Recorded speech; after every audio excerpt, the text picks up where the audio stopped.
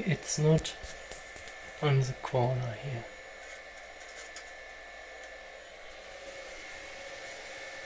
Double check. 0, 0. Okay. This is something I don't understand.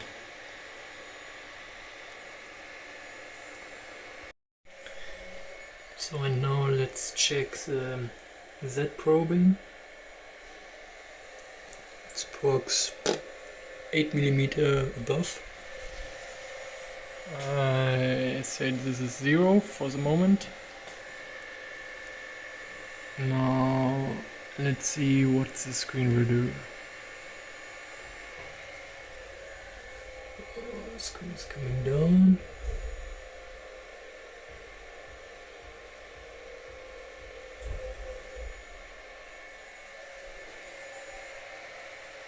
And now we have -9. Hä?